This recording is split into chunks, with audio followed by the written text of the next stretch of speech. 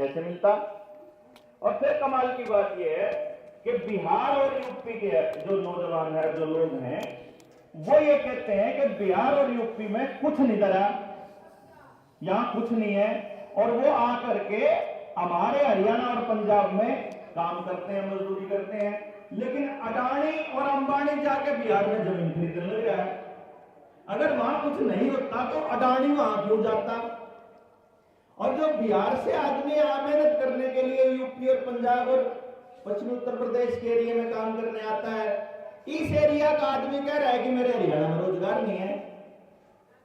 मतलब बिहार वालों के लिए रोजगार है हमारे पास, लेकिन हमारे वालों के लिए रोजगार नहीं है।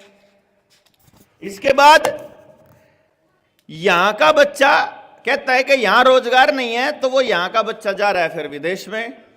और कमाल की बात यह है बुजुर्गों कि विदेश में जो बच्चे आपके गए हुए हैं, उनसे अगर आप पूछोगे ना, तो वो आपको बताएंगे कि कनाडा में भी रोजगार नहीं है, ऑस्ट्रेलिया में भी रोजगार नहीं है, और अमेरिका में भी रोजगार नहीं है। मतलब आपके गांव में आपके बच्चे के लिए रोजगार नहीं है, यहां मास्टर जी दूसरे गांव से पढ़ाने आएंगे, यहां टंकी वाला दूसरे गांव में था होगा, यहां बिजली में काम करने वाला आदमी दूसरे गांव में था होगा। आपके गांव वाले के लिए रोजगार नहीं है, आपके गांव वाले को रोजगार किसी और गांव में है। मतलब ये कॉन्सेप्ट समझ में आया आपको? इसके गहराई में जाना बहुत जरूरी है, क्योंकि आपको और हमको और हमारे बच्चों को किसी स्कूल, यूनिवर्सिटी, कॉलेज में यह नहीं बताया जाता कि हमारा पढ़ने के लिए बाहर जाना क्यों जरूरी है। आपका बच्चा गांव से पढ़ने के लिए बाहर जाना क्यों जरूरी है, और कोई यह नहीं बताता कि उसका बाहर जाने के पीछे क्या पर्पस है। आपने मुझे पगड़ी पहनाई है ना, मैं बहुत सम्मान कर रहा हूं इस पगड़ी का, पर यह पगड़ी नहीं है, यह टोपी है। आपने मुझे टोपी पहनाई, मैं इसको ऐसे भी बोल सकता हूं। पगड़ी तो यह है जो मेरे बुजुर्ग ने, जो मेरे दादा ने पहन रखी है, जो इन्हें बांध रखी है ना, यह पगड़ी असल में। यह पगड़ी क्यों छोड़ी आपने, और इस पर टोपी पे क्यों आए आप ना? आपने इन्होंने छोड़ दी, देखो ये बैठे ना, अरे हमने छोड़ दी, आपने पहन रखी, हमने छोड़ दी। मने वह पगड़ी पहनते हुए शर्म क्यों आ रही है? जो धोती आपने बांध रखी है, या धोती बांधने से में इनने की दिक्कत है, इनके भी तो दौड़े हो लिए। मैं क्यों कह रहा हूं ये बात, इसकी जड़ पे आऊंगा, आपको पता चलेगा कि अपना गांव छोड़कर कहीं काम करना और पगड़ी छोड़ना एक ही चीज है, और ये क्यों जरूरी है। इस गांव ने तो पूरे देश को रास्ता दिखाया था जब लॉकडाउन लगा हुआ था, तो इसलिए इसका तो मैं समझूंगा, इस गांव का तो कर्जदार है पूरा देश। और इसका मतलब मेरी बात आपको बहुत जल्दी समझ में आएगी। मैंने इस गांव में मैंने देखा कि इब हमारे पास बनी बच रही है, जोड़ी बच रही है, इब डांगरा ने पानी पियाने लोग निकल रहे हैं, तो मतलब इन लोगों का तो समझ में आने के चांस पूरे पूरे हैं। आपको मैं एक फैक्ट बताता हूं, किसी भी देश में, दुनिया के किसी भी देश में, किसी भी क्षेत्र में रहने वाले लोग यदि उसी जगह पर रहते हैं जहां उनके पुरखे रहा करते थे, तो वो इस धरती के मालिक कहलाए जाते हैं। ये बात समझे आप? इस बात का मतलब समझे? आप इस धरती के मालिक तब तक हैं, इस गांव के मालिक या इस देश के मालिक तब तक हैं जब तक आप अपनी जड़ों में बैठे हैं। जहां आपकी जड़ है वहीं आपकी ग्रोथ हुई है। यदि आपने अपनी जड़ छोड़ दी तो आप शरणार्थी हो जाओगे, उसी दिन रिफ्यूजी माने जाओगे, जड़ छोड़ते ही रिफ्यूजी। इसीलिए हर आदमी को उसकी जड़ छोड़ने के लिए मजबूर किया जा रहा है। ये सीएए और एनआरसी जब बनाई थी, उसके ऊपर एक नोटिफिकेशन जारी किया था भारत सरकार ने, जिसमें उसने ये बोला था कि जो आदमी यहां जो कागज उसके हैं, जो उसका आधार कार्ड और फलाने ढिमकाने कार्ड बना रखे हैं, अगर वो कागज उसके पिताजी के नाम जहां पर जो कागज हैं और जो दादा के कागज जहां के हैं अगर वहीं के हैं तो वो इस देश का निवासी है। और उसके कागज अगर कहीं और के, यानी कि जैसे बाप के दादा के कागज तो मसूदपुर के और छोरे के कागज अगर हैं हिसार के, तो छोरा रिफ्यूजी माना जाएगा। समझ गए बात आप मेरी?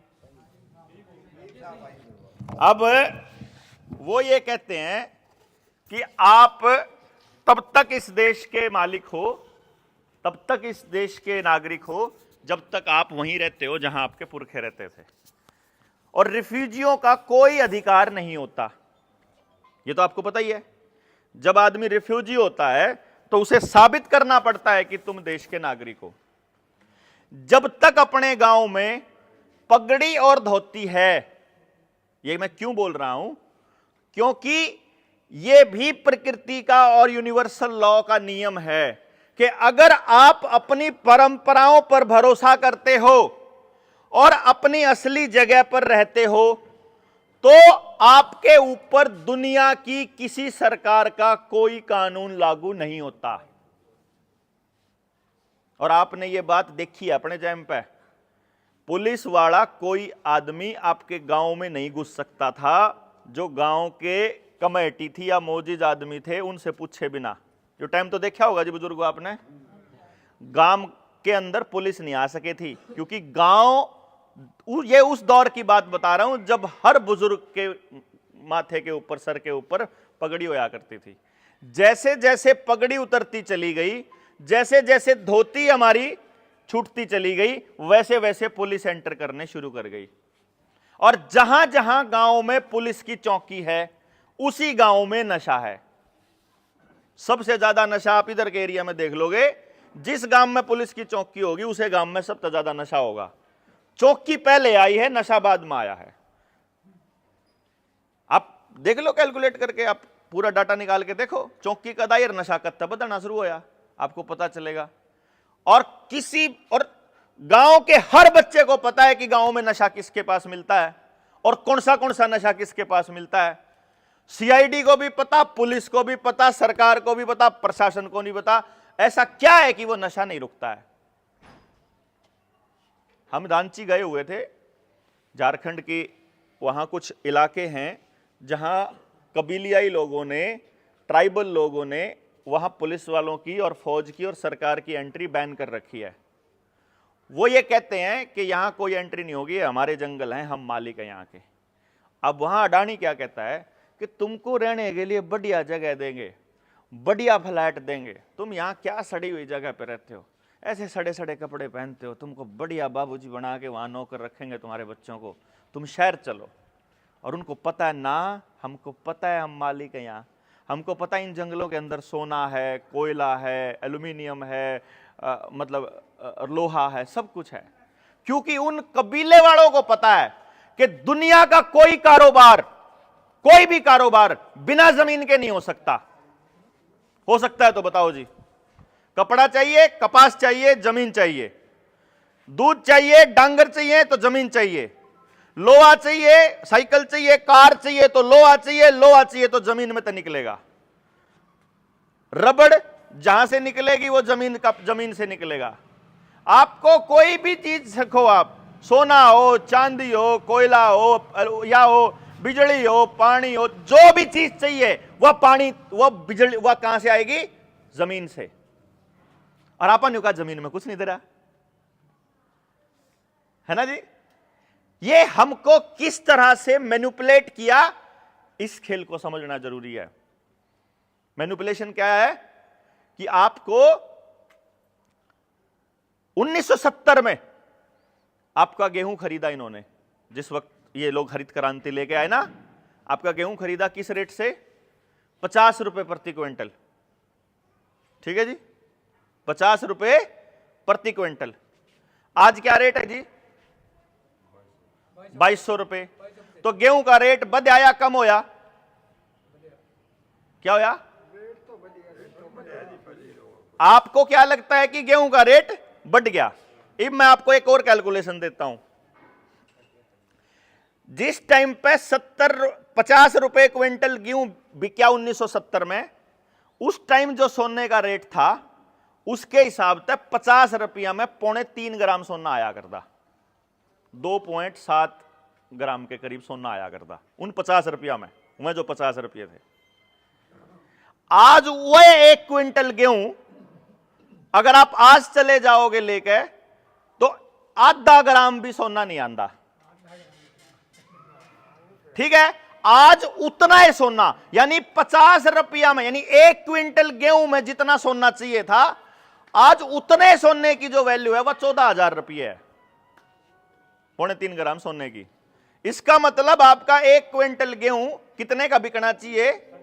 अगर रेट बढ़ा होता तो यो 14,500 का बिकता आपका 1 क्विंटल गेहूं। इसका मतलब रेट बढ़ा नहीं है, घटा है, लेकिन दिखा बढ़ा होया।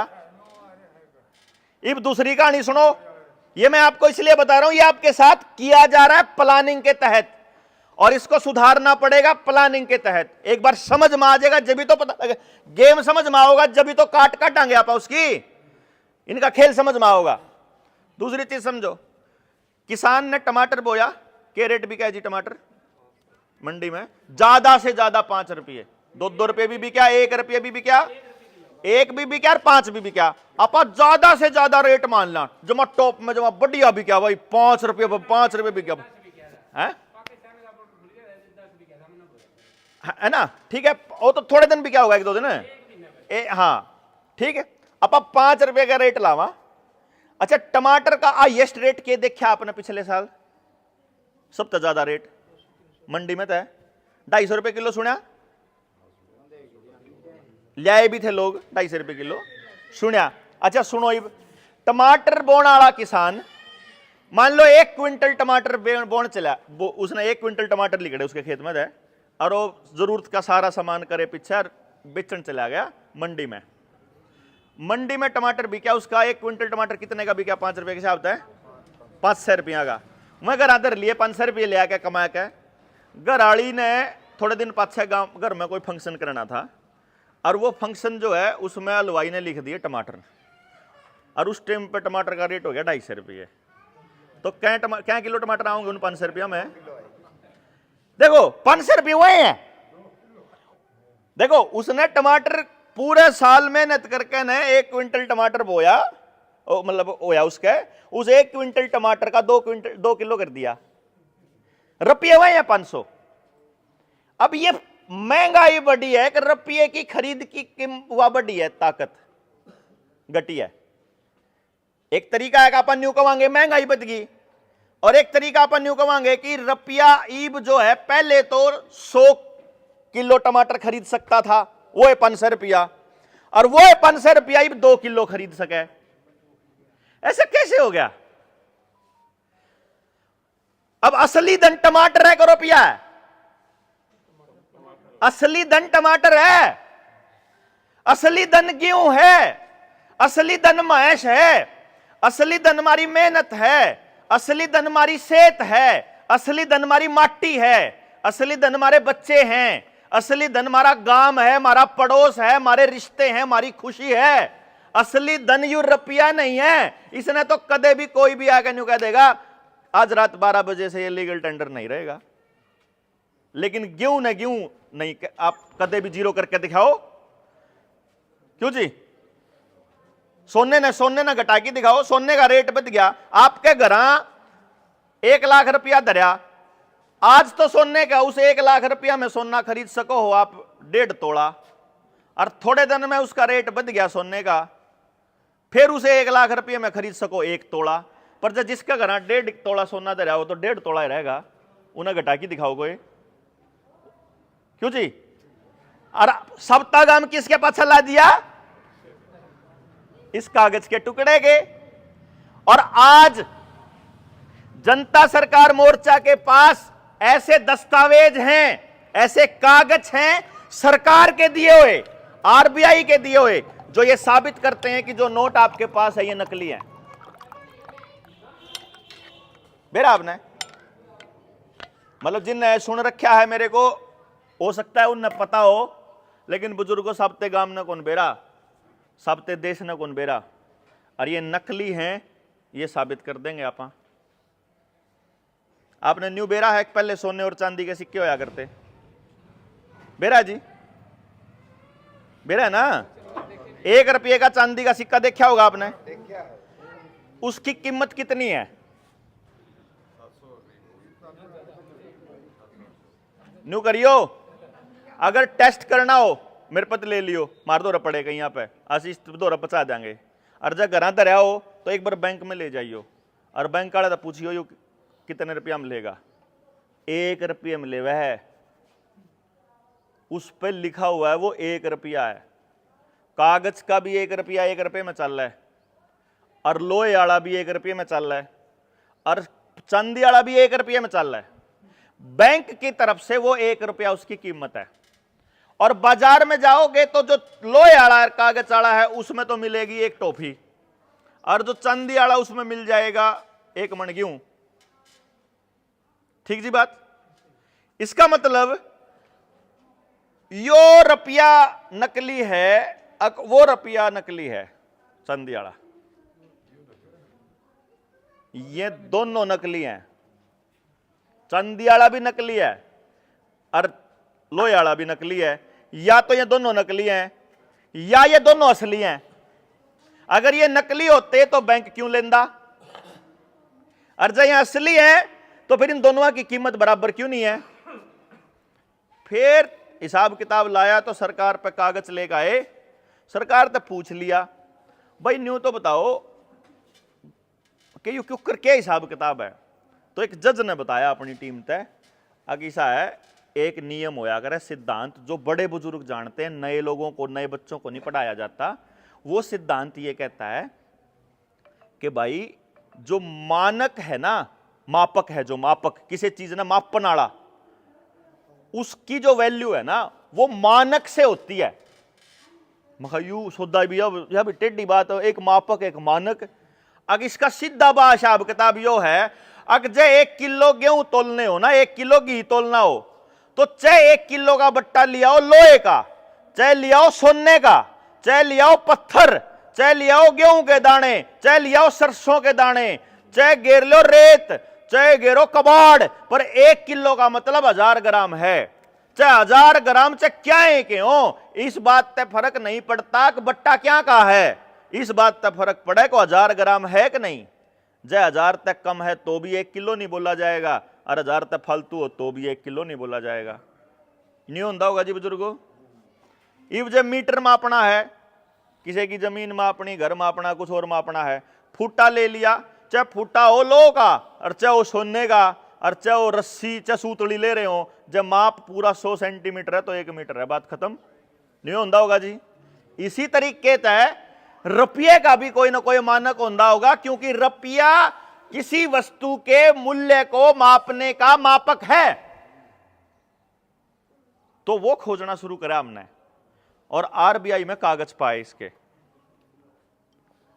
आरबीआई में जो कागज पाए, उन कागजा में वह आज भी लागू हैं बुजुर्गों। जो मैं बात कहने लग रहा हूं उसको ध्यान से सुन लेना। उसमें कागज पाए पेपर करेंसी एक्ट 1870 और 1882, कॉइनेज एक्ट 1906, ये 3 कानून लेकर का आए, और उसके बाद के और कानून, उससे पहले के और कानून। 1934 के अंदर जब आरबीआई बना, उसी टीम उससे पहले मतलब उसको आईपीसी के अंदर डाला गया। आईपीसी की धारा है 230 से लेकर 254, जो कहती है कि रुपये का कभी भी कूटकरण नहीं हो सकता। मतलब रुपये की जो वैल्यू है फिक्स, वह फिक्स ही रहेगी, और जिसने वह उसकी वैल्यू तोड़ी वो जेल जाओगा जिंदगी भर के लिए, यो लिख रखा। और 489 जो धारा है आईपीसी की धारा 489, सेक्शन 489 का ABCDE बोलता है कि अगर किसी ने वो सिक्के लेना देना और वो नोट लेन देन की कारोबारी करी जो नकली हैं, तो वो भी जिंदगी भर के लिए जेल जाओगा। तो हमने बोला भाई फिर यू सौदा के असली नोट कौन से हमें बताओ। निकल के आया 15 रुपया की एक मोर, यो है स्टैंडर्ड अपना रुपये का। मोर तो सुना होगा जी, क्यों या करती मोर, यो कौन बेरा। ये नॉलेज अपने से छुपाया जाता है अगली पीढ़ी से, अपनी को बर्बाद करने के लिए। और ये कौन करता है, स्कूल का मास्टर। और वो कौन है? मारा है भाई भतीजा, मारे ताऊ जी। इनको स्कूल में बताया, इनको स्कूल में तनख्वाह दी जाती है हमारी अगली पीढ़ी का ब्रेन वॉश करने के लिए, रट्टे मारी जाओ, याद करी जाओ, इससे जिंदगी बनेगी। क्योंकि इनको भी वही पढ़ाया गया था। ये मारते जो पढ़ाया जाओगा, हम भी अगली पीढ़ी तो वही पढ़ावांगे। और वो पढ़ाने का काम कौन करेगा? वो करेगा बोर्ड। बोर्ड ने कौन बनाओगा? सरकार। सरकार कहां से बनती है? पैसे से। पैसा कहां से आता है? पूंजीपतियों से। तो पूंजीपति कहां से लाते हैं? बैंकों से। बैंकों में कहां से आता है? भारत है नहीं। इसका मतलब पूंजी मारे पीछे ने पूंजीपतियां तक दे देगी सरकार, और फिर उस पीछे ने एक हिस्सा अब सरकार बनाने खातर पार्टियां तक देंदी रहोगी।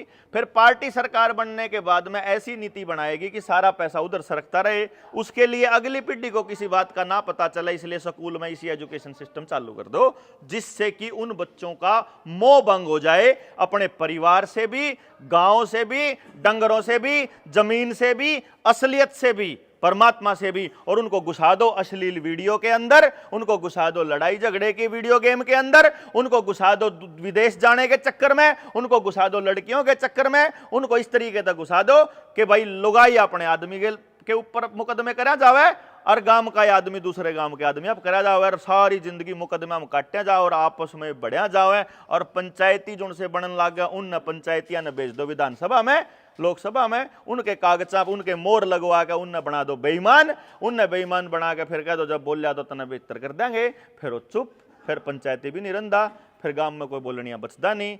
शरीफ आदमी नहीं सोचा है, पर नाश हो लिया भाई समाज का, तो कोई बोलनिया ही नहीं बचा। न्यू बने दी होगी जी हैं? शरीफ आदमी चुप हो गया है।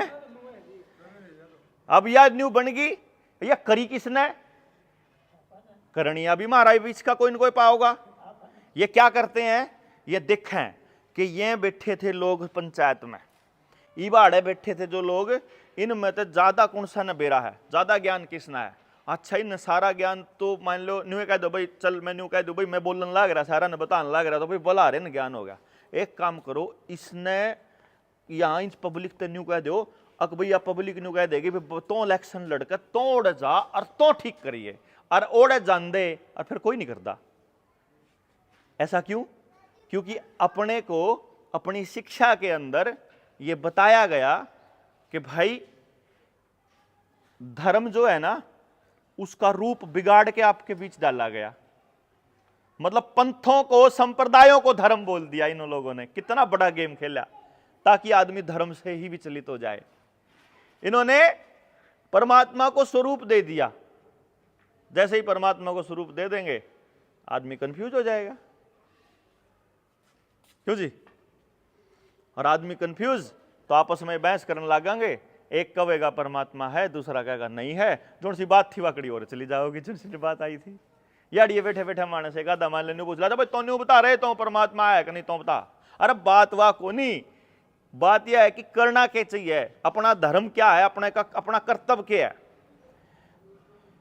तो वो क्या देखते हैं कि इन सारे लोगों में से लालची कौन है? लालची आदमी को पकड़ो। लालची आदमी का इस्तेमाल क्या करना है, लालची आदमी से क्या करवाना है, वो मैं आपको बताता हूं। अभी सोने पे आते हैं। 15 रुपए की मोर भी बताऊंगा कि है, बीच में जान के रोक रहा हूं। सुंदरी हो बात ने। सुनार अपने हर गांव में होया करता, बेरा होगा आपने। और सुनार को सिक्के बनाने की परमिशन थी, यो भी पता होगा आपने, सोने और चांदी के।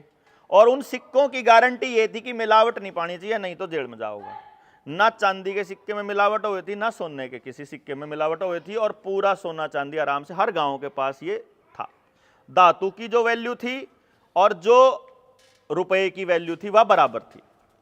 अब जब ये प्रोसेस चल रहा है तो थोड़े दिनों के बाद व्यापारियों ने, जिनको आना जाना पड़ता है, उन व्यापारियों ने एक स्कीम बनाई। यो सारा गेम तो जीवा होगा जी समझ में। मैं आपने पहले बता दूं, हम 3 दिन की एक ट्रेनिंग प्रोग्राम लाया करा, जिसमें हम पूरी कहानी समझाया करा। तो मैं भी उस कहानी के चैप्टर के नाम बता के जाऊंगा बस आज, क्योंकि घंटे 2 घंटे में तो बात समझ में आने की है को नहीं आ। जो सी बात मैं आपने बताने जा रहा हूं, और जब समझ में आवे नहीं, फिर न्यू एक एक बात समझ में आ जाए कि न्यू बिगड़ रहा है और न्यू ठीक होगा और यो ठीक करेगा, पहले इसका मतलब चालू हो जाओगे आप उल्टे रास्ते। क्योंकि मेरा क्या मानना है जी, मेरा यो मानना है बुजुर्गों कि जय किते जाना है, जिंदगी का जो मकसद है, जिंदगी का जो रास्ता है, जिस दिन समझ में आ जाए कि उल्टी राही लाग लिए थे, उदने यू टर्न लेने में कोई नुकसान नहीं। क्यों जी, मान लो मैंने मसूदपुर आना था और मैं किते और न्यू निसार वाले रास्ते पे चलता रंदा, जिब समझ में आ जाए कि उल्टे राय आ गया, मसूदपुर का तो मोड़ पाछे रह लिया, मुड़न में फायदा है कि आगे चलने में फायदा है जी? मुड़न में फायदा है, क्योंकि जाना तो जित था उड़े जाना पड़ेगा, उसके लिए तो वही रास्ता अपनाना पड़ेगा जो रास्ता वहां जाता है। इसलिए मैं ये बात बताऊं हूं कि जिस दिन समझ में आ जाएगा अपने गांव के नौजवान गए, इस देश को वापस हम उस कंडीशन पर ला सकें जैसा ये देश था। वो क्या था कि ऋषि प्रधान नहीं था तो क्या था, वो भी मैं बताऊंगा, उस बीच में रह जाए तो पूछियो। लेकिन सवाल जिससे मैं शुरुआत करी थी वो इसलिए कि जो कर सुनार सोने और चांदी के सिक्के बनाने लग रहा है, तो दूसरे देश में जब जाया करता या प्रदेश में कोई महेश डांगर घोड़ा गाड़ी मसाले बेचन कोई जानता, तो वो सुनार न्यू कहते कि तू एक काम कर, इसने सोने और चांदी के जो सिक्के हैं तेरे, इनने कोई लूट लेगा, तू मेरे पैड़ा तो पर्ची बनवा ले और पर्ची लेगा उड़े दे दिए, वो तने उड़ जाके तेरा सोना पकड़ा देगा, थोड़ा मोटा नॉमिनल सा चार्ज काटेगा। लोग आ गया, बात समझ में आ गई। जो गरीब आपा के करा, हाँ देखो आपने को, ये मैं आपको इसलिए बता रहा हूं कि ये साइकोलॉजिकल खेल होता है। आपने कोई न्यू कहा है कि जब लाइसेंस तो दोगे तो मोबाइल का सिम एक्टिवेट होगा 3 दिन में, चालू होगा 3 दिन में, और जब आधार कार्ड दोगे तो गेल की गेल चालू करके दे देंगे। तो फिर आप क्या करना चाहोगे? आधार कार्ड दे दोगे। जब आपने न्यू को बैंक में जाओगे, बैंक मैनेजर का पैसे को नहीं बैंक में, दोपहर तक बैठ, दोपहर न कह आए को नहीं, शांत ही बैठ, काल ना आजिए। अर्जे न्यू कहता तू एक काम करना है, तू मोबाइल से ट्रांसफर कर देना है, और चल भाई कर दे, न्यू कर दे। तो आप क्या करेंगे? उड़ा बैठ के बाट देखेंगे रुपये की, मोबाइल से ट्रांसफर कर देंगे। हर व्यक्ति नहीं, प्रकृति का नियम है कि जहां आसान है वहां जाना चाहता है वो। पानी को यहां डाल दोगे, जहां ढलान होगी वो चल पड़ेगा, ठीक है। और हर व्यक्ति आसानी से जिंदगी जीना चाह रहा है, उसको लगता है आसानी से जिंदगी जीने में सुख है, उसको ऐसा लगता है कि नहीं, वो अभी सामने आएगा आपके।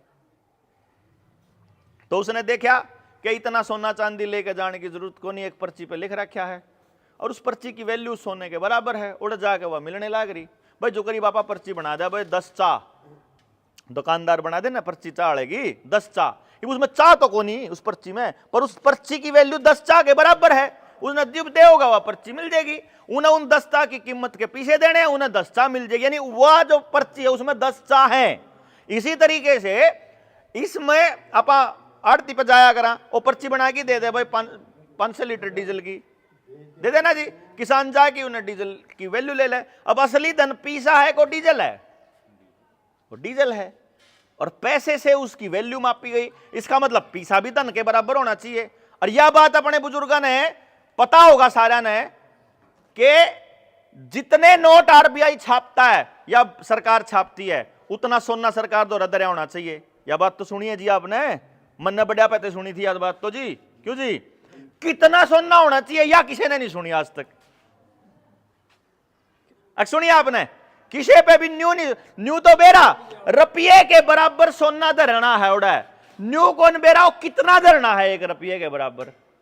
तो सोना धर के पर्ची देने का पुराना रिवाज है, उस पर्ची पे लिख दिया करता वो बढ़िया, वो जो सुनार था वो लिख दिया करता मैं धारक को इतना सोना देने का वचन देता हूं। बाद में सोने का नाम रुपये में कन्वर्ट कर दिया तो फिर लिखने लग गए मैं धारक को इतने रुपए देने का वादा करता हूं। आपके कागज पे भी लिख रखा है, जो आपको कागज दे रखी, जो पर्ची दे रखी ना, नोट है यू बेरा ना, सब ना नोट है। मैंने एक फर्क देखा, मैं अपने बताऊं, जब मैं आपने न्यू पूछूं, देखियो जो आपके दिमाग में सबसे पहला शब्द आवे सिर्फ वो बोलना है, ठीक है जी। सबसे पहला शब्द आवे वो बताना, यो क्या था क्या का अजी के जियो 100 का नोट। और भाई छोटा बच्चे के है भाई यो 100 रुपये की न गया। हाँ, एक कह रहा कागज का नोट, एक कह रहा 100 का नोट, अरे एक कह रहा 100 रुपये, है ना। ये 3 लाइना में फंसा रखे हो आप। जयू कागज का नोट है तो इसकी कोई वैल्यू नहीं होनी चाहिए, जयू 100 रुपये हैं तो फिर रुपया यो ही होना चाहिए। फिर इस पर न्यू कहते लिख रखा मैं धारक को 100 रुपये अदा करने का वचन देता हूं। अच्छा, जो 100 का नोट है इस पर लिख रखा, गवर्नर ने साइन कर रखे कि जिस पे भी ये नोट है मैं उसको 100 रुपये अदा करने का वचन देता हूं। वह 100 रुपये के हैं। वो किसी ने लिए आज तक जाके गवर्नर पे? नहीं लिए, क्योंकि अपन ने के लागा है कि अपन ने ये दे दिए। ये सुनार के साथ ये शुरू में हो लिया कि सुनार ने जब सारे को पर्ची बांट दी और लोग पर्चियां नहीं लेन देन लागे, बेरा ला गया भाई जितना भी सोना धरा होगा इस पर्ची के बदले में सोना मिल जाएगा। समझ आए कि नहीं समझे भाई? सोना धरा सुनार दो रहा है, उसकी पर्ची बनवा ली। उन पर्चियां तक किसी ने मांस लेनी, किसी ने गां लेनी, किसी ने मकान बनाना, किसी ने जमीन लेनी, किसी ने गाड़ी लेनी, घोड़ा लेनी, जो लेनी अपनी ले ली।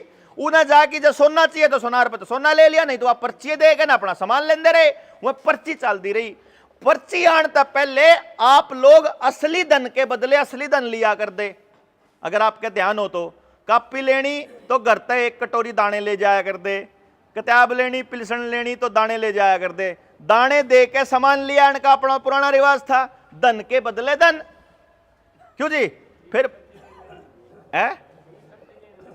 इब भी सब्जी लेने लग रहे, मतलब दाने के बदले आप सब्जी ले वहां, तो दाने की वैल्यू रुपये में आई और सब्जी की वैल्यू रुपये में आई, वो दोनों का मोल देख के देख ले। इसका मतलब यो जो रुपया है यू दाने के बराबर है, सोने के बराबर है, घोड़े के बराबर है, मतलब किसी ना किसी सामान के बराबर है यू रुपया। तो यो रखना मुश्किल ना हो जाए इसीलिए इसका एक स्टैंडर्ड बनाया। स्टैंडर्ड क्यों बनता है? स्टैंडर्ड न्यू बना, मनमाना मैं इस कुर्सी का माप देखने लागू, कोई नहीं कहा भैया कुर्सी कितनी, इसकी चौड़ाई कितनी है, तो मैंने माप की ना है न्यू करके 1 2 2 बलात की है, या बात झूठी है सच्ची है जी? 2 बलात की है?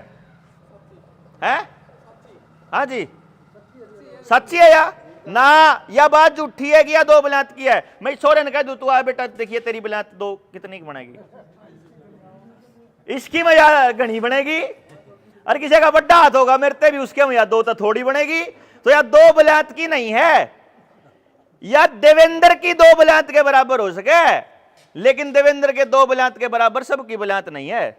तो इसीलिए ये स्टैंडर्ड बनाना पड़ा कि भाई एक काम करो, कोई ऐसा मीटर बना दो जिसमें चाहे छोटा बालक नापो, चाहे को बड़ा नापो, अनपढ़ नापो, चाहे पढ़ा लिखा नापो, बराबर आवे, किसी के ठगी ना हो। मानक इसलिए बनाया जाता है किसी के ठगी ना हो।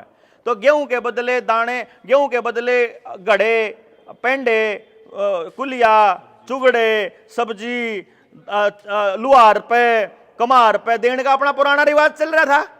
तो किसे गेला ठगी ना हो, इसीलिए उन बुजुर्गों ने मानक के रूप में गोल्ड को रखा हुआ था, क्योंकि गोल्ड एक ऐसी था। अब गेहूं दर दिए, मान लो साल पाछे हुए 2 साल पाछे खराब होने लग जावे, सीलन आ जावे, खराब हो जाए, घना सामान चाहिए, तो ये क्या कर दे, अगर भाई 20 क्विंटल गेहूं के बराबर जितनी 20 क्विंटल गेहूं की कीमत उतना ही गोल्ड दर दो, तो गोल्ड थोड़ी ही जगह में आ जाए।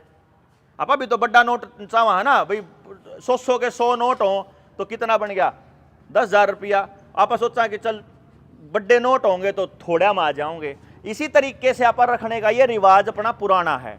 तो गोल्ड को स्टैंडर्ड बना दिया हर चीज के मुकाबले।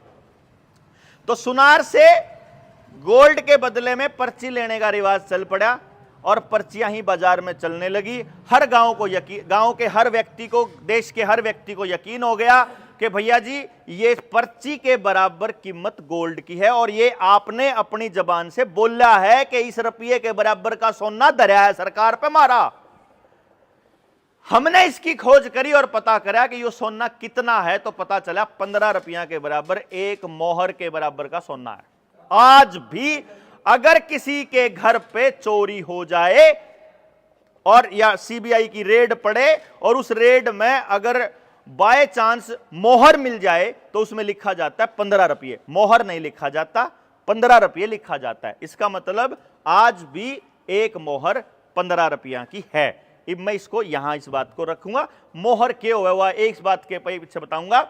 सुनार पे पर्ची चालन लगी, सनारी के घर में ब्याह आ गया। एक दिन सनारी बोली अकेले यू सोना धर ले और मैंने इसकी पर्ची बना के दे दे, मैंने छोरी खातर गाड़ी ले आनी है, सूट ले आने हैं, दूसरी चीज ले आनी है। सनार बोला तू बोली है गे, अपनी पर्ची चालन लग रही, आपने भी सोना धरने की जरूरत है गे, तीने तो ले जा अपना घर भीतर धर अपने आले गोल्ड ने, तो तू पर्ची ले जा, बोल कितने की चाहिए। अब ले आऊंगी 1000 रुपया सामान या लाख रुपया का, चाहे 50,000 का, जितने का भी उसने लिखा, उन्हें पर्ची बना के दे दी। अभी दुकानदार तो रह गई सामान लेने, गाड़ी चाहिए। अब सनारी आ रही है, उस पर थोड़ा ना शक करेगा यो, उन्हें के बराबर बिना सोना दे पर्ची बना रखी। फिर एक दिन वो बोला रे कदे सनार ने न्यू दे दी वो बना की, बोला अच्छा चेक कर ले भाई पर्ची असली है कि नकली है। अब वो पर्ची आके सुनारते दी, अभी इतने लोग का तो सोना दे रहा है उस दौर है, उनमें तो पकड़ा दिया, अगला ले जा इतना सोना, इतने रुपया इतनी पर्ची के बराबर इतना सोना। 2-4 ने चेक करी, उन्हें बेरा लगा ना भाई सनार पूरा पक्का। ये मैंने न्यू बताओ वह जो पर्ची है वह असली है कि नकली है। और जो वह सनारी महेश लेकर आई और डांगर लेकर आई, जो गाय लेकर आई और जमीन खरीदी, मकान खरीद कर दे दिया छोरी तक गिफ्ट, वो असली है कि नकली। अच्छा यानी कि नकली पर्ची के बदले असली धन ले लिया। एक जब यह नोट छपन लग गए आरबीआई में सोना दर के एक मोहर के बराबर, तो एक बड़ा उद्योगपति था, आजकल आपा का वहां अंबानी अडानी की सरकार है, उन दिनों में दूसरी सरकार होया करती, वह टाटा बिरला की बोला करते।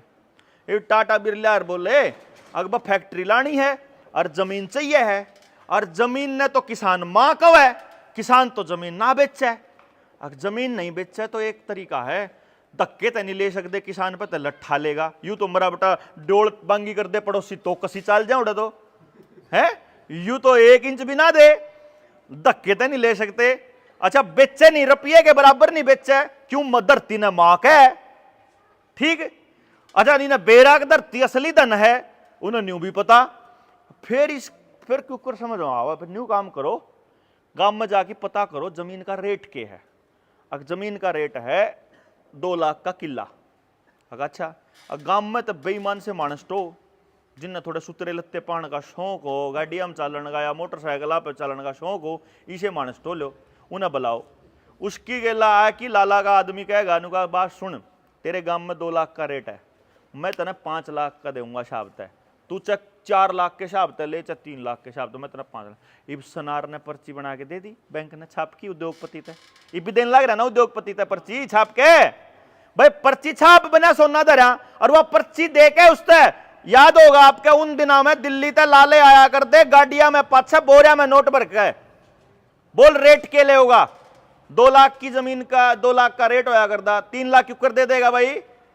आपने ईसा मानस देखा होगा ना, जिसने ईब घर में गाड़ी लेकर आया 10 लाख की, फिर घर क्या खातर सामान लाया, घर वाली खातर सोने के गहने लाया, और वो राम आंदिया मन मन रिक्शा वाले गिला 5 रुपया पर लड़ ले। ओ आदमी उसकी घर वाली मन मन गाड़ में 2 मिर्चा पर अरे धनिए पर लड़ ले सब्जी वाले गिले, अरे भाई तन तो लूट मचा रखी रे, न्यू कह वो क्यों करता है, क्योंकि उसको लगता है कि जो मैंने 5 रुपये देने हैं या मेरी मेहनत की कमाई है, इसकी मेहनत उसके बराबर नहीं है, जहां तक वैल्यू फॉर मनी नहीं है, इसलिए वो उसके साथ बहस करता है। अब कोई आदमी 5 रुपये देन दिया भी सोचे जिसने मेहनत कर रखी हो, जिन्हें फ्री की पर्ची मिल रही है वो तो दे सके 2 लाख के रेट की जमीन का रेट 3 लाख, जमीन बदी नहीं आजती, वो 1 किला है, जमीन के अंदर से पैदावार करोगे आज भी उतनी है पैदावार हुआ है, तो ऐसा कैसे हो गया कि एक आदमी के पास पर्चियां आ गई, क्योंकि वो सनारी है, क्योंकि जिसने गोल्ड रखना था बिना गोल्ड रखे और जो पर्ची छाप दी वह है नकली। कितना गोल्ड रखना चाहिए, जो नियम है वो है 15 रुपया की एक मोहर, और मोहर में होता है 1 तोला सोना। यानी अगर आपके घर में आज पुरखिया की 2 मोहर पड़ी पा जाए और सरकार में बैंक में जाओ जमा करान, तो 30 रुपया में ले होगा बैंक, और उसमें 2 तोले सोना है, सुनार पे जाओगे तो वो गोल्ड के हिसाब से लेगा। और जब सरकार ने अपने कागजा में लिखना पड़ा तो भी 15 रुपये लिखे, एक मोहर के बराबर। 1 तोला सोना कितना हुआ? 1 तोला कितना हुआ जी? जी नहीं, यो भी आपको झूठ बकाया गया है ना। 12 ग्राम भी गलत, 12.25 ग्राम के करीब होता है। असली होता है 11 ग्राम और 664 मिलीग्राम, एग्जैक्ट यो अमाउंट है। 1 तोले का वजन है 11 ग्राम 664 मिलीग्राम। जब 11.664 को जब 15 से भाग दिया जाता है तो 1 रुपए की असली कीमत आती है, जिसका असली मान है 777 मिलीग्राम सोना। फिर न्यू कुकर है, अक भाई 664 11 ग्राम 664 मिलीग्राम। हाँ अच्छा, फिर न्यू कुकर है, अक मैं कह रहा हूं 1 रुपये में 777 मिलीग्राम सोना, तो वह 777 मिलीग्राम का तो आज के टाइम पे जो रेट है वो लगभग 5000 के करीब बने। इसका मतलब 1 रुपये में 5000 रुपये के कुकर बनेंगे, यो भी समझ बार है। फिर मेरा लग गया कि जो 1 रुपया है वो तो भारत सरकार का है, वो तो भारत का है, और जो बाकी के रुपये हैं 1 रुपये के ऊपर वो आरबीआई के हैं, रिजर्व बैंक के हैं। फिर पता चला रिजर्व बैंक भारत का है, पता चला ना भाई ये तो भारत का तो कोई नहीं, ये तो 1934 में बनाया था और ये तो अंग्रेजों ने बनाया था, और अंग्रेजों ने भी यो गवर्नमेंट ऑफ इंडिया एक्ट के मतलब जो reserve bank of India act RBI act 1934 के हिसाब से बनाया था, 35 में चालू कर दिया था। और उस टाइम पे सेंट्रल गवर्नमेंट बोला जाता था बैंक उसको पार्लियामेंट ऑफ इंग्लैंड को, और उस पर लिखा होता है guaranteed by the central government. अच्छा ई बाड़ा इन अखबार में चालू कर सेंटर की सरकार आपने किसकी लागे है? जनू तो आप भारत की सरकार ने सेंटर की सरकार कर दो। हमने आरटीआई डाल के पूछ लिया अक भाई सेंटर की सरकार के नाम बताओ, तो सेंटर की सरकार के उन्हें 3 नाम बताए। भारत के जो सरकार बैठी है उसके 3 नाम हैं। जब पासपोर्ट के ऊपर लिखा जाता है रिपब्लिक ऑफ इंडिया, और जो कोर्ट में जो भाषा होती है सरकार के साथ अगर किसी का झगड़ा मसला होता है तो वहां नाम होता है यूनियन ऑफ इंडिया। पता है ना आप लोगों को, वहां पे होता है यूनियन ऑफ इंडिया और यहां लिखा होता है रिपब्लिक ऑफ इंडिया पासपोर्ट पे, और जो दस्तावेजों में साइन होके आते हैं वहां लिखा जाता है गवर्नमेंट ऑफ इंडिया। ये 3 ही नाम है, republic of India, union of India और government of India. Central government कहीं है ही नहीं, कहीं नहीं है, बल्कि हमारे संविधान के अंदर यह लिखा हुआ है कि भारत जो है, इंडिया जो है वो यूनियन ऑफ स्टेट है। उसमें लिखा है यूनियन नॉट सेंट्रल। सेंट्रल को रिजेक्ट किया है अपने संविधान ने। इसका मतलब सेंट्रल गवर्नमेंट की जो गारंटी है वह किसकी गारंटी है? बैंक ऑफ इंग्लैंड की, बैंक ऑफ सेटलमेंट जो इंग्लैंड में बैठा है, जहां पर सोना रखा जाता है। कमाल की बात यह है कि 2014 में जब सरकार बनी तो सरकार बनने के कुछ दिनों के बाद मोदी जी ने 200 टन सोना इंग्लैंड भेजा था, जिसके जवाब में अरुण जेटली ने यह बोला था कि हमने ये सोना सुरक्षा कारणों से इंग्लैंड भेजा है, क्योंकि ये पैसा रिजर्व बैंक का था और रिजर्व बैंक का पैसा हम यहाँ नहीं रख सकते क्योंकि रिजर्व बैंक यहाँ का नहीं है, वो डिसाइड करेगा उसका सेंट्रल बोर्ड। और सेंट्रल बोर्ड होता है जो बोर्ड ऑफ डायरेक्टर्स जिसको बोलते हैं, वो होता है जो प्राइवेट कंपनी होती है। और हमारा जो रिजर्व बैंक है उसके जो केंद्रीय बोर्ड है जिसको बोर्ड ऑफ डायरेक्टर्स बोलते हैं, उसमें बैठा है रतन टाटा, नंदन नीलकेणी, आनंद महिंद्रा। जो भी सरकार करती है इनसे पूछ कर करती है, यानी आपके पास आदेश सरकार का आएगा लेकिन असलियत में अमली जामा ये पहनाते हैं और ये तय करते हैं कि किसको छापकर कितना देना है। तो किसान का जब 100 किलो टमाटर आया तो 5 रुपए किलो के हिसाब से सारे देश की मंडियों में आ गया। अब नोट छाप के अडानी को पकड़ा दिए और अडानी ने अपने साइलों में वो टमाटर बंद कर लिया और कह दिया टमाटर खत्म हो गया। तो अब वही टमाटर का रेट वो नकली नोटों ने तय किया और फिर आपने अपनी असली मेहनत से कमाए हुए धन से वो टमाटर फिर खरीदा। यानी वो अपनी नकली पर्चियों को असली बनाते रहते हैं अपने को कर्जा दे करके। नहीं जी, अब इसका इस्तेमाल किसने किया? इसका इस्तेमाल कैसे किया? आपके ही गांव के आदमी के जरिए। आंगनबाड़ी वर्कर और आशा वर्कर, आंगनबाड़ी ने अपने समाज में क्या किया ये बताओ जी। चलो आंगनबाड़ी का एक योगदान बताओ। आंगनबाड़ी का कोई एक योगदान बताओ। नहीं बेरा, मतलब कुछ दिखता तो होगा भाई आंगनबाड़ी का यो फायदा हो गया। मैं बताऊं आपने, मैं बताऊं आंगनबाड़ी का फायदा। आंगनबाड़ी का एक फायदा होया कि जब गांव में कोई 40 किल्ला का जमींदार हो ना, उसकी लुगाई अपने पोते ने गोदी में ठा के हाथ में कटोरा ठा के चलन लगी। इसके हर आदमी को भिखारी बनाने का काम किया उसने। आंगनबाड़ी ने यह बताया आपको कि आप अपनी औलाद नहीं पाल सकते। आंगनबाड़ी ने यह बताया कि अपने बच्चों को यह कबाड़ खिलाओ पैकेट का। आंगनबाड़ी ने यह बताया कि घर तक कटोरा ठाका आया करो फ्री का सामान लेने खातर। यही काम आंगनबाड़ी ने किया। और आंगनबाड़ी के बाद आप आ जाओ आशा वर्कर।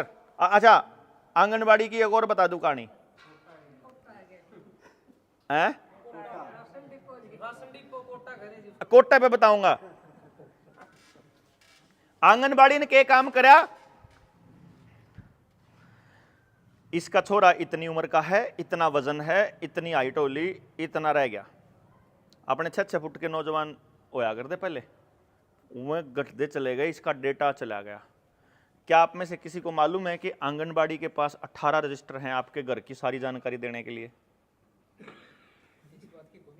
किसी ने भी नहीं पता। आंगनबाड़ी वर्कर के पास 18 रजिस्टर हैं जो आपके घर की हर चीज की जानकारी देते हैं कि इसका यो आदमी घर का आर्डर है, यो घर का आर्डर है, यो घर का मानस यो करा है, इसके बालक इतने बड़े हो गए, इसका ये इंजेक्शन लाग लिए, इसका ये बीमारी है, इसका यो हिसाब किताब है।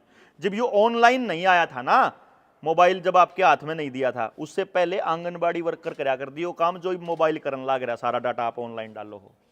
आंगनबाड़ी वर्कर के पास 18 रजिस्टर हैं और एक भी रजिस्टर भारत सरकार का नहीं है,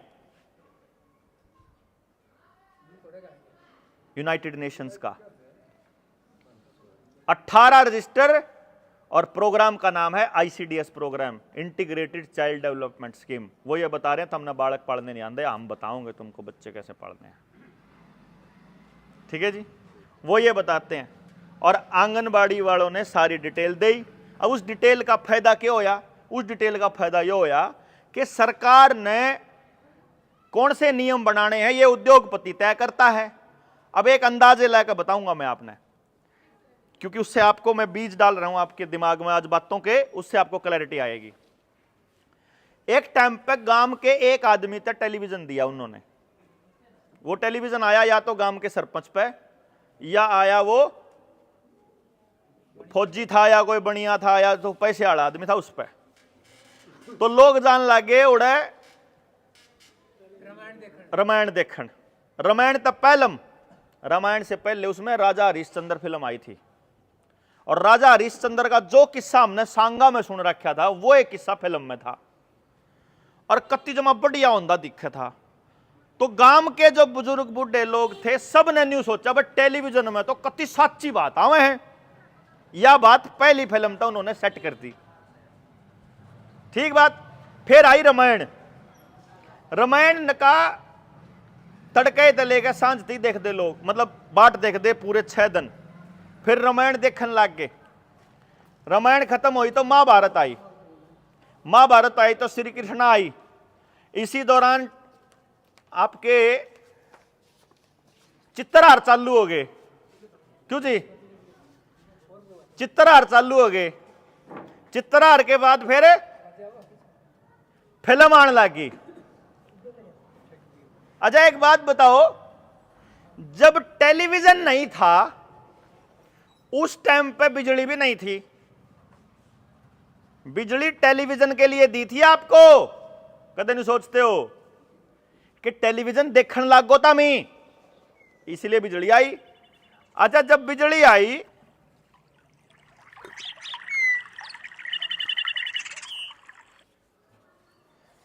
अच्छा जब बिजली दे दी उनने,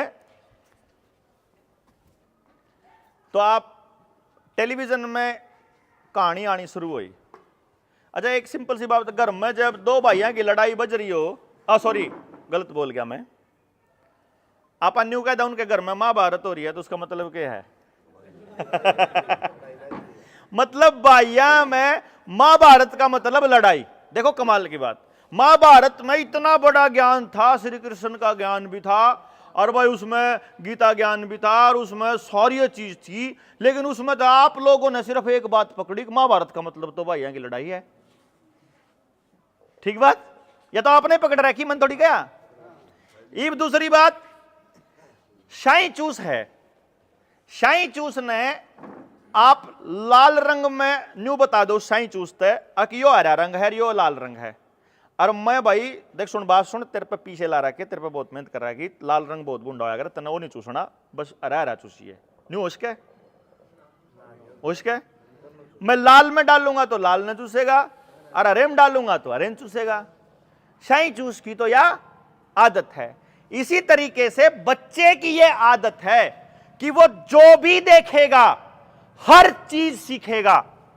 अपने बुजुर्गों के दिमाग में एक मिसकंसेप्शन है, एक गलत धारणा है कि बालक ने अच्छी अच्छी चीज सीखनी चाहिए ना। आपने अपने समाज में जो भी चलता कर रखा है वो वहां से हर चीज सीखेगा। वो रामायण से यह भी सीखेगा कि राम ने अपनी पिता की वचन के लिए अपना राजपाट छोड़ के जंगल में जाना स्वीकार किया, लेकिन वो ये भी सीखेगा कि किसी की लुगाई ने ठा लिया करें रावण पे तय। क्यों जी? आपने जब भीष्म पितामह ने भी छोरी ठाई है किसी की, तो छोरी ठाना पहली बार रामायण और महाभारत में सिखाया है। उस तब पहले हम गांव में कोई कहानी में छोरी ठाने की कोई कहानी हो तो बताओ, है थी जी? टेलीविजन के आने तक पहले हम गांव में कोई छोरी ठाने की कहानी नहीं थी, ना दादी ने सुनाई, ना नानी ने सुनाई, ना किसी किताब में आई। टेलीविजन ने पहली बार बताया कि छोरी ठाई जा सके। टेलीविजन ने पहली बार बताया कि राम के नाम पे तीर भाले चाल सके, जय श्री राम का नारा लाओ और तलवार गिर काट दो। यह बात पहली बार टेलीविजन ने सिखाई है। हमारे बड़काता है आज जो बीजेपी का समर्थन करने वाला आदमी, जो राम के नाम पे बीजेपी को समर्थन कर रहा है ना, वो आदमी है जिन्हें बचपन में रामायण देख रखी है, जो इसके बचपन में जय श्री राम, मन ने भी जय श्री राम कह के न्यू काटे उड़ा अपने भाईचारा।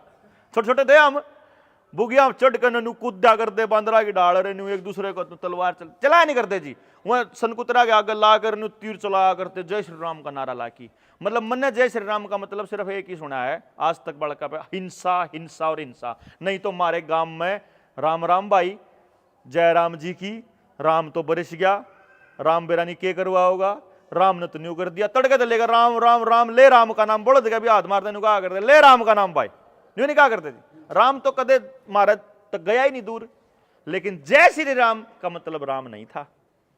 ये टीवी ने बताया हमको। हाँ, वो टीवी ने बताया। पहले अनाथ आश्रम टीवी में आया, रेप करना टेलीविजन ने सिखाया, अपने परिवारों में षड्यंत्र करना टीवी ने सिखाया, पैसे के पीछे भागना टीवी ने सिखाया। अगर उसका बाप मेले लत्ते पार रहा और कॉलेज के बड़का में खड़ा हो तो बाप ने पछाणते नाट जाओ और न्यू कह दो तुम्हारे घर का नौकर है, ये फिल्मा ने सिखाया। अपना बाप किसान है ये बता दिया ना, शर्म आने लग जाए, ये टीवी ने सिखाया। अंग्रेजी बोलेगा तो इंटेलिजेंट होगा, ये टीवी ने सिखाया।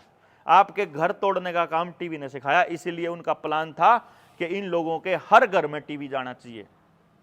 जब सबके घर में टीवी चला गया तो टीवी के साथ साथ टूथपेस्ट भी चली गई, पैकेट का दूध भी चला गया, पैकेट का मक्खन भी चला गया, मोटरसाइकिल भी चली गई, दही भी पैकेट की आ गई, मक्खन भी चला गया, टीवी ने लस्सी भी बिकने लग गई, न्यू भी बताया कि भाई पराठा के कोल्ड ड्रिंक पिया करो। उस टीवी ने बताया अक्चय कितना नाश हो जाओ कोई दिक्कत नहीं, डर के आगे जीत है, टॉयलेट क्लीनर पियो कोई चक्कर को नहीं। टीवी ने बताया हम रेड एंड व्हाइट पीने वालों की बात ही कुछ और है। टीवी ने सिखाया मिल बैठेंगे 3 यार, फलाना फलाना फलाना सोडा है, फलानी विस्की होगी तो मजा होगा, फलानी दारू होगी तो मजा होगा, और हर चीज की एडवर्टाइजमेंट, हर चीज की मसूरी लुगाई पे करवाई, मारी बाण बेटियां पे करवाई। दोनों मारी बाण बेटी बिकाऊ सौदा है, बेचन खातरे पैदा हो रही है, और समाज ने इसको गोरे नहीं करा, किसी ने बैठ के चर्चा ही नहीं करी, किसी ने सोचा ही नहीं कि मारा नाश मारी आख्या आगे करन लाग रे। जब न्यू देखा इसी फिल्म लियानी है, जिन फिल्म जो फिल्म पूरा परिवार बैठ के नहीं देख सकता, इनके सारे के दिमाग में कचरा भरना है, तो फिर एक तरीका अपनावा है। अग भाई फिर ये सौदा देखा कि भाई ये तो भाई सारा कुणबा, ये तो बल्कि पूरा मोहल्ला एक उसमें देखा है, एक जगह देख ले। बाद में एक आधे ने टिकट लानी शुरू करी, एक आधे ने धमकाना शुरू करा, कोई किसी की पांज तोड़ दंदा, कोई किसी का सामान तोड़ दंदा, कोई कुछ छेड़ दंदा, तो फिर जिनका घर था वो गुस्सा हो जाता, जो गुस्सा हो जाता तो मैंने बोला हम अपना ठा लाऊंगा भाई, फिर अपना अपना टेलीविजन ले आए, सबके घर में टेलीविजन हो गए, सबके घर में टेलीविजन, जो टेलीविजन में देखा करते वह सौदा भी लिया है सारा सामान। ये बोले भाई फिर क्यों कर करा भाई, ईब इनका नाश करना है, ना ना ना ना, इस तो पहले मैं एक और काम करा, फिर इन्होंने करा कि एक काम करो, ईब जब सेल बढ़ानी हो, जब मान लो टेलीविजन और बेचने हो तो क्यों कर बेचा, तो फिर इन्होंने क्या करा, टेलीविजन बेचने वाली कंपनी ने मारे ही बच्चे, यू बच्चा मैं बच्चा आप कंपनियां में ला दिए, बड़ी मोटी तनख्वाह पे इंजीनियर लाग रहे। अब इंजीनियर से बैठ के कह रहे हैं बता भाई और टीवी क्यों कर बिकेंगे, अजीब तो क्यों कर बिकेंगे, जितने घर थे इतने हो गए। फिर कोई तरीका, अजी एक तरीका तो है ये एक घर में 4 बच्चे हैं, जो अगर किसी का 4 छोरे किसी का 5, वो सारे इकट्ठे बैठ कर देखा है, जैन ने किसी तरह न्यारे कर दिया तो बात बन सके, जैन न्यारे बैठने लग जाए तो अच्छा यू को करो होगा।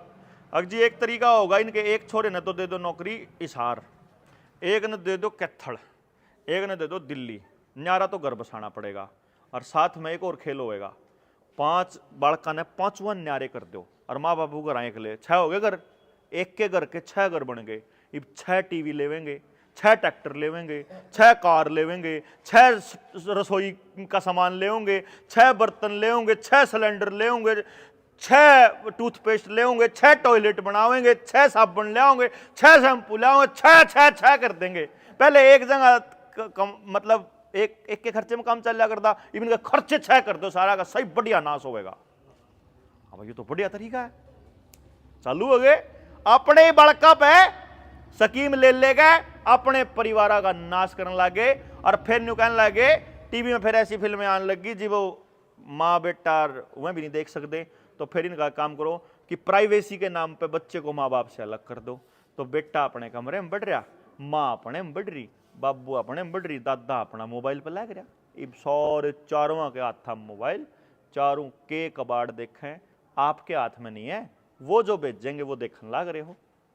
धक्के ताव है, आपके बच्चे जो वीडियो गेम खेल रहे हैं उसमें सट्टा लग गए, खिलाड़ी का 3 पत्ती ऐप खेल लो, सट्टा खेल लो, या एप्लीकेशन डाउनलोड करो, है नेता के कहो है जमीन बेचो और विदेश जाओ, है नहीं, और जो वह अभिनेता नेता के कहो है वो मल खाओ, मल विमल है वो मल खुआवे, अच्छा वह के और के खुआवे, वह सिगरेट पीने सिखावे, वह दारू पीने सिखावे, वह छोरी यहाँ के पछे भजन सिखावे, वह नु कहें यू डिओड्रेंट लाओगे तो छोरी पाछा पाछा आऊंगी, यू शैम्पू न्यू सेव करोगे तो छोरी छोरी पाछा पाछा, यही सिखावे ना सारी एडवर्टाइजमेंट, और सारी की सारी औलादा का नाश हमारी आंखें आगे करने लग रहे। और आपा के कहा भाई टीवी ने बिगाड़ दिए, पर के करा लियाना पड़ेगा, भाई मोबाइल ने बिगाड़ दिए, के करा बालक मानते तो को नहीं, भाई न्यू नाश हो रहा, नशा बहुत हो गया, भाई के करा कुछ कर तो नहीं सकते, भाई महंगाई बहुत होगी तो कुछ कर तो नहीं सकते, भाई सारे नेता गुंडे हो गए, चोर हो गए, वह कुछ कर तो नहीं सकते, मतलब न्यू बट इतनी बात करें बस, इस ताकत कर देनी। जब नाश मारे बड़का पे खुद करवाया, भाई देखो आंगनबाड़ी वर्कर आपका बच्चा है, पुलिस वाला जिसने नशे का जो कारोबारियों के जो सुरक्षा करने लग रहा है ना, नेताओं के गुंडों की जो सुरक्षा कर रहा है, वो भी आप ही का बच्चा है, ठीक है ना। ये जो सेल्समैन बन रहे हैं इन कंपनियों के, वो भी आप ही के बच्चे हैं, जो पेस्टिसाइड यूरिया बेचने वाला है वो भी आप ही का बच्चा है, आपका और मेरा भाई है, मारे बड़का भाई हमारा नाश करवाया जा रहा है। तो अब हम एक टीम इसी तैयार कर सका बड़का की कि मारे बड़का पे हम अपना गांव सुधारने का भी काम जिम्मा दे दें। अगर नहीं होना चाहिए जी भाई, गांव मारा, बालक मारे, नाश मारा, तो उन्हें ठीक कौन करेगा? आपा नहीं, आपा ये कर सका। जय कोई वार्ता के मानस न्यू कवे ना कि मैं आपके गांव के लिए करूंगा, आप मेरा साथ दो, न्यू समझ लियो फ्रॉड है वो। मैं क्यों करूंगा भाई? जिनका बड़का का नाश होने लगा, जो उन्हें ठेका ले रहेगा, मैं क्यों आऊंगा? मैं तो अपना सामान बेचने तो आशिक हूं। मतलब कोई भी बाहर का मानस सामान बेचने तो आशिक है, अपना मतलब हल करने तो आशिक है, अपनी दिहाड़ी काटने तो आशिक है, आपका भला करण को ना है। हम भी बताने आ सका जी बुजुर्गो, समझ गए ना? और जब अपने बड़कन दोगे नौजवाना ने, उन्हें सिखा सका कि सब ते गांव ने क्यों कर समझाओगे और क्यों कर बचाओगे। आपके गांव ने एक बहुत बड़ा उदाहरण पेश कर रखा है कि मनरेगा के टाइम पे, आशीष बताओ था मेरे तय कि मनरेगा के टाइम पे आपके यहाँ अनाउंसमेंट हो जाती है भाई पहले किसान को मजदूर मिलेंगे, जब जाके तुम आगे जाओगे, इसलिए थोड़ा एक आधा मजदूर बच रहा होगा साथ में लगता। नहीं तो इन्होंने क्या गेम खेला है, बिल्कुल उस टाइम पे मनरेगा आएगा जिस टाइम पे किसान ने जरूरत है, कटाई के टाइम पर, अगली बुआई के टाइम पे, ताकि समाज का हर अंग टूट जाए और हर आदमी को, समाज के हर आदमी को भिखारी बना दिया उन्होंने। बच्चे को पैदा होते ही इंजेक्शन हम लगाएंगे, उसके बाद उसको लड़की है तो उसकी निधि चालू हो जाएगी, फिर स्कूल में जाओगा तो उसको मिड डे मील हम देंगे, जो हम अपनी औलाद ना खा रोटी कौन खुआ सकते। और बड़ी बात सुन लो जी, उसके बाद फिर बड्डा होगा तो बोला रांडा पिलसन भी देवांगे, विधवा पिलसन भी देवांगे, बुढ़ापा पिलसन देवांगे, बेरोजगारी की देंगे, फलाने की देंगे, ढिमकाने की देंगे, किसी न किसी स्कीम के जोड़ के हर आदमी को लालच और डर में फंसा दिया। और आपके गांव की सबकी जमीन कर्जे पे पड़ी है इस टाइम बैंकों में।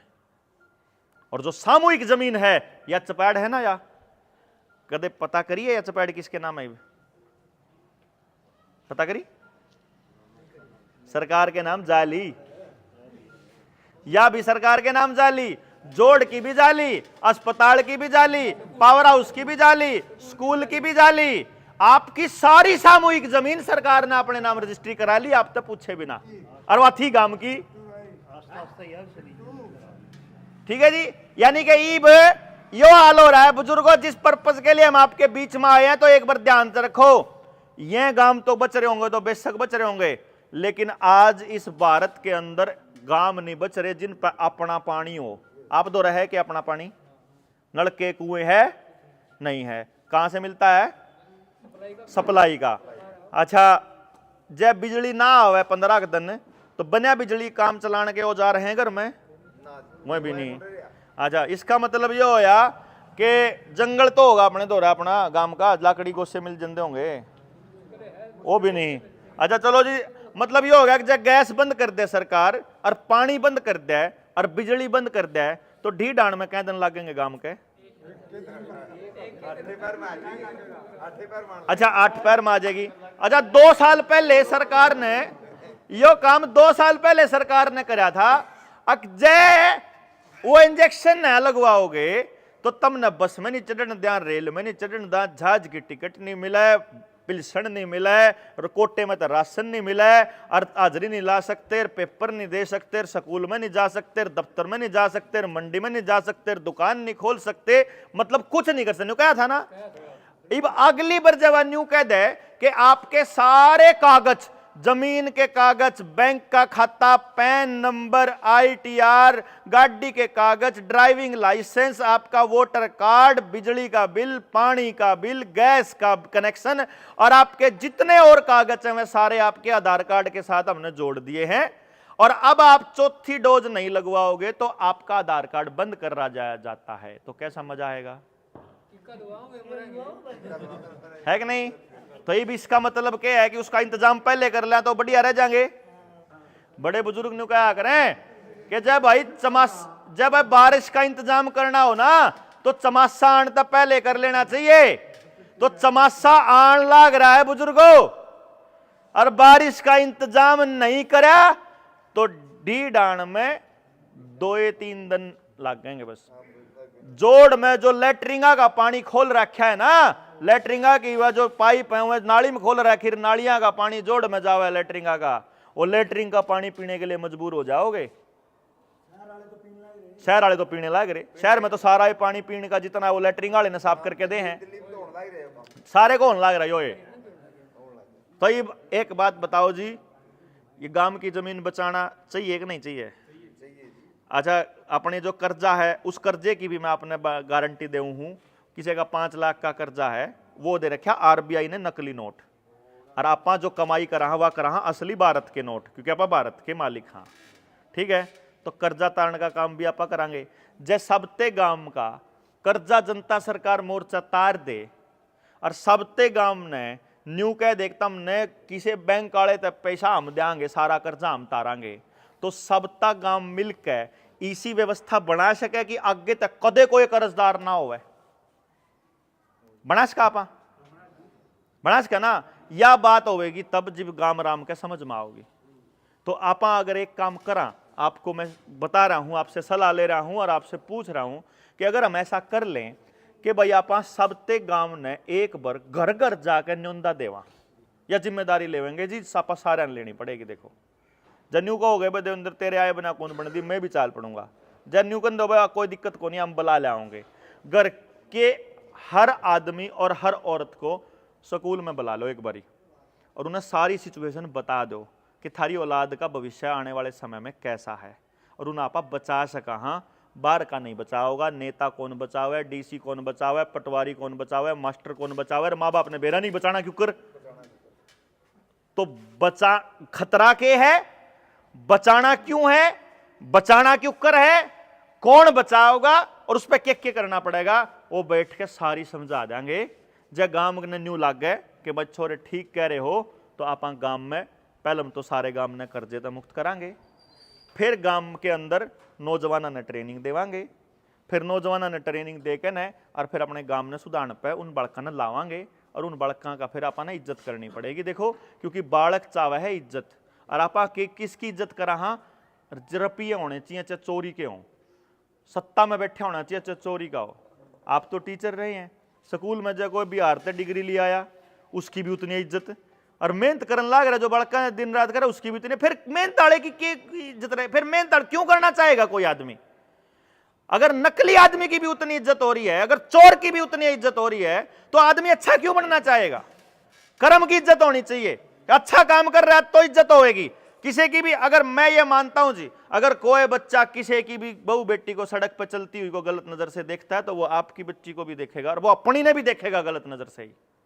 तो मैं ये कहता हूं कि अगर अपने नए बच्चों को ये ज्ञान दे दिया जाए कि जीवन का असली मकसद क्या है, यो पैसा तो है नहीं तो नकली बेरा लग गया, असली धन क्या है वो आप उस पर काम में नहीं करते, असली धन छोड़ के और कागज के टुकड़ों के पीछे अपनी औलाद को दौड़ा रहे हैं, बहुत बड़ी गलती कर रहे हैं।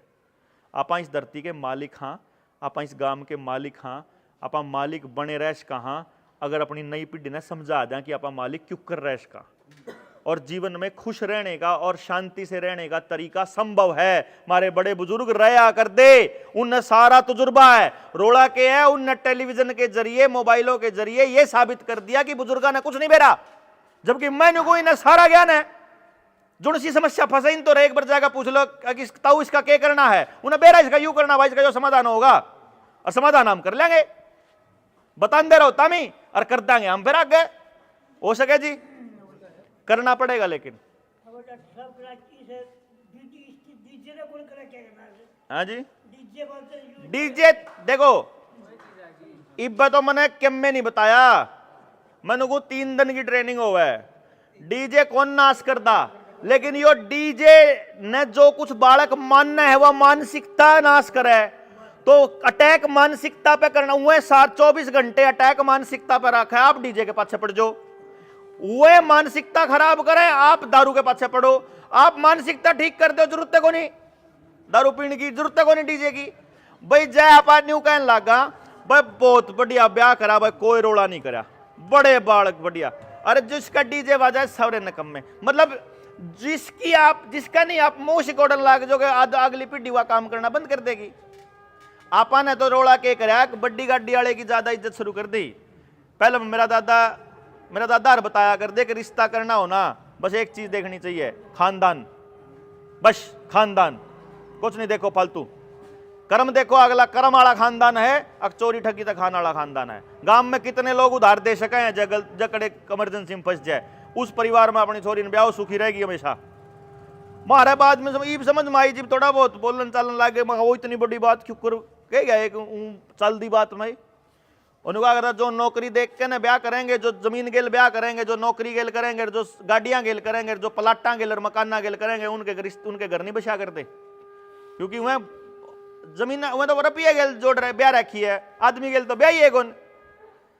तो बड़ी बात क्या करते, अपन सारा बेरा है, अपन सब बेरा है, आप बैठांगे गांव में बैठांगे, आप गांव तैयार कर लिया तो गांव में ट्रेनिंग देने आवांगे हम, आड़े चपाड़ में बैल चलेगी और उस पर बाहर एलईडी ला देंगे, गांव में वो ला देंगे रेडिया, जोड़ नहीं आ सकता, घर बैठे बैठे सुनते रहो बात कहानी ने, सारा गांव ने समझा देंगे जी आड़ा चल रही है ट्रेनिंग, जो सामने बैठे हुए सुनते रहो, बाकी के अपने घर काम करते रहो, रोटी बनाते रहो, डांगरा का न्यार करते रहो और अपना सुनते रहो।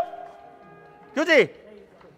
मतलब 3 दिन लगेंगे, 3 दिन में सब ते गांव के समझ में आ जाएगा, समस्या समझ में आ जाएगी, समाधान समझ में आ जाएगी। एक बार सब ते गांव ने लियाओ स्कूल में लोग लुगाई सब, और फिर उस दिन के बाद जो नौजवान अपने आप लकड़काओगे, हम नहीं किसी के धक्का करते, आपने नहीं कहना किसी नौजवान तय भाई, जिन नौजवानों ने हमारी बात सुन ली और उन्हें लग गया कि ये ठीक कह रहे हैं, वो आओ आगे उन्हें समझावांगे, और बाकी के सुनो खाम खाई करा बैठे, ठीक जी। और वह समझ के फिर आगे गांव में चालू कर देंगे। यो योजना है, आप सारे खेती करने वाले लोग हो, खेती में के गड़बड़ हो रही है, क्यों कर नाश करा है और उसको ठीक कैसे करना है, इस पे भी आप काम करा। हाँ, पहली बार पूरी पैदावार बिना केमिकल बिना बाजार, ऐसा काम ऐसी इस मिशन पे काम कर रहा है अपना भाई सुनील अपने मोर्चे में। जिस तरह मान लो मैं शिक्षा में कर रहा हूँ, एजुकेशन में हमने एक रिसर्च कर रखी है, मेरे पास एक ऐसी रिसर्च का प्रैक्टिकल अनुभव है कि हम पूरे गांव को ऐसी शिक्षा व्यवस्था दे सकते हैं कि गांव का एक भी बच्चा बेरोजगार नहीं रहेगा, ऐसी शिक्षा व्यवस्था गारंटी। मतलब अगर अपन गांव के रोजगार वाली शिक्षा मिल जाए हर बच्चे ने, और हर बच्चे ने रोजगार भी मिल जाए, इससे बढ़िया कोई बात है जी? ना गांव छोड़ के जाना पड़े, ना बालक दुखी हो गए, कोई रोड़ा है को नहीं, 1 रुपया लागे बना, मतलब एक्स्ट्रा लागे बना। इस टाइम भी जब गांव का हिसाब किताब लाओगे ना, तो आज भी इस गांव में कितनी वोट है? इस गांव में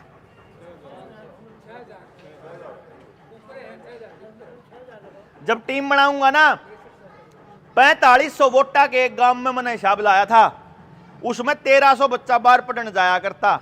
गांव का 53 लाख रुपया महीने का प्राइवेट स्कूल में जाया करता, 5 में 53 लाख महीने का, मतलब साल का 6 करोड़।